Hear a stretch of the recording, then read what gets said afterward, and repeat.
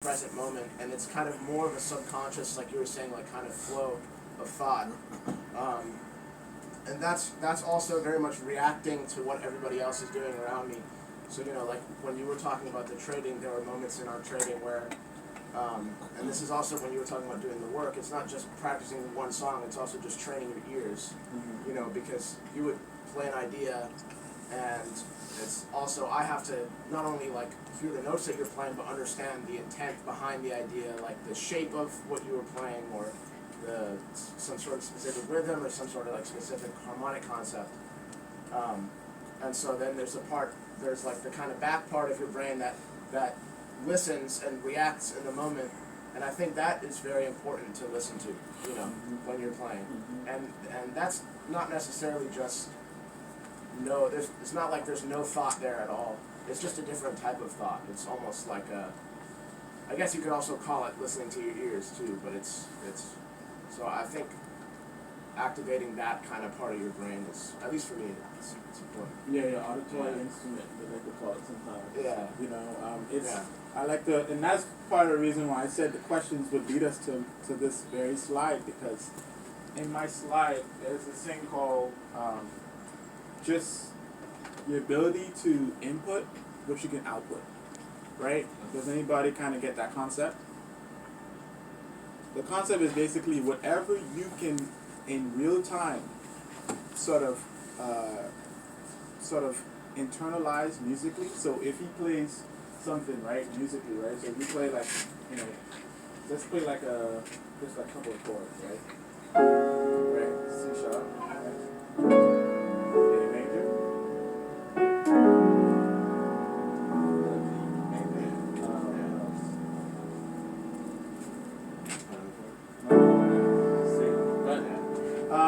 An example of that would be if I can input those chords as he's playing them in real time, that means when I'm playing my trumpet and I hear those chords, I might be able to do the same thing. That's all it means, right? Because when I'm playing trumpet, I might be able to play those same chords. I can play. What chord is that? C sharp? Yeah.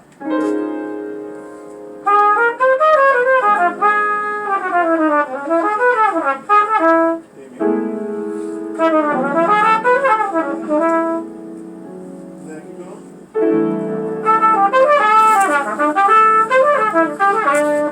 Keep going.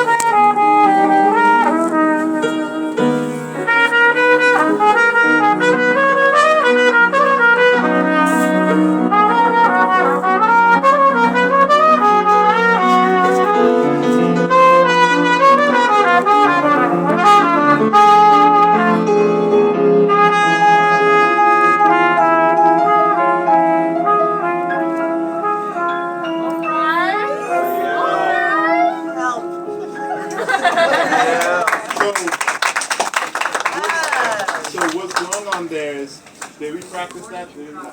Right? So a lot of that, right, is me completely using my ears to help me figure out and navigate through it as it's going, because that's in real time. So when it's not in real time is when he plays those chords, and I gotta say, oh, let me sit down and see what those chords are. So that's out of real time. But when you can do it in real time, that's the equivalent of being able to output, meaning me playing trumpet and putting it out to y'all. It's the same equivalence, right? So that's why when he talks about being able to build the air, that's our main goal.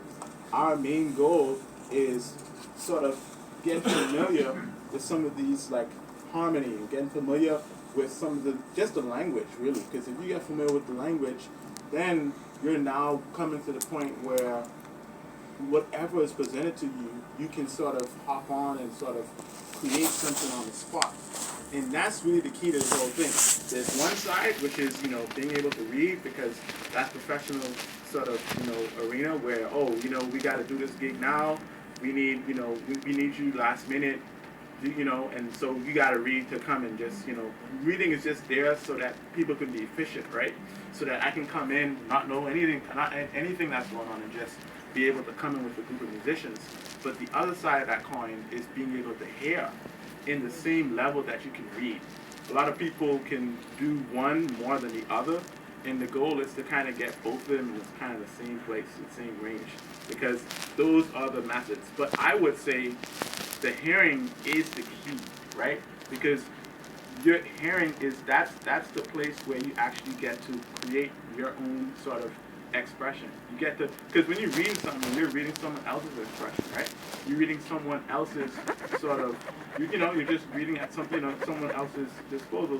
But when you actually can hear it, you can say for yourself, this is what I want to play. This is what I want to do, right?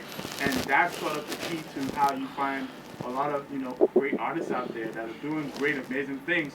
All of them, I can trust, I can bet you that they are all probably just as strong as in terms of their ability to hear, in the same way that in their ability to read as well.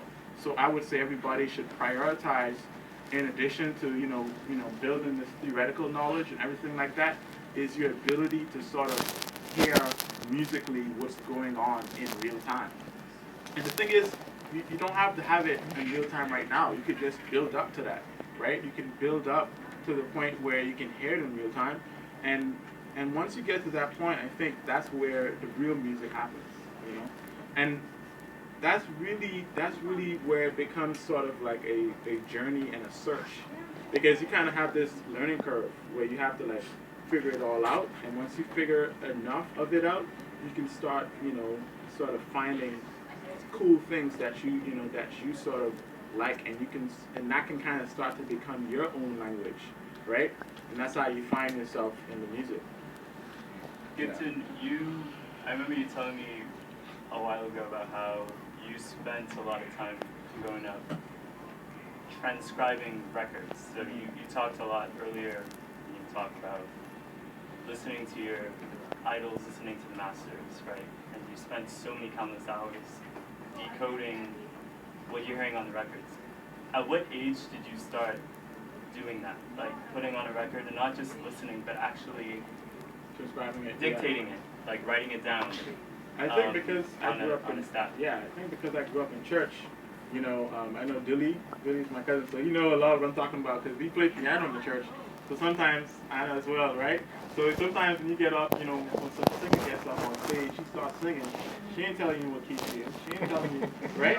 You gotta figure that out. You gotta say, oh, okay, she's in this key. Okay, she wanna go here. She wanna go here. So that was kind of like the introduction to me building this thing right here, because I started to see that, so there's a way for me to actually see what's going on without someone having to tell me, oh, this is what they're doing. I could just use this, and that'll be my guide, right? But would you say that, sorry to interrupt, but would you say that your knowledge of jazz harmony was so formed at that early age that you were able to like make knowledgeable connections, or was that all intuitive? It was knowledgeable because I played the piano. And Adrian, for the first time, was telling me, hey, brother, you ain't playing the chord changes. You ain't playing the changes.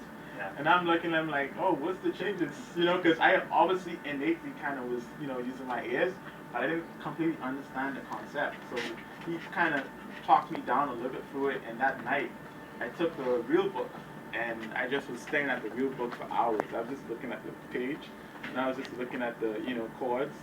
And I was just trying to figure out what was going on, and then I kind of made the connection that, oh, A minor, G minor, C minor, D7. So then I started going on the piano, and I started doing the same thing. I started seeing that, oh, these are the same chords that are being played on piano. That way, on trumpet, I can sort of connect with the chords that are playing on the piano, and that's how we get to make music. Same thing with bass. He's playing the bass notes that are on the page. And so that kind of created this first sort of understanding of, oh, okay, that's how you play changes, or that's how you play progressions. And then the recordings and the transcriptions is another part. If y'all want to sort of get like a real sort of like jump start when it comes to building this, you can just transcribe. Anybody that you like, just transcribe them. Just, copy them. Just imitate them exactly what they're doing.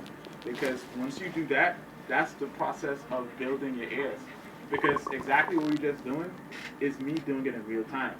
Right? If I had recorded Esteban playing those same chords we played, I could have said, oh, I like what Esteban just did there. And I could have went home.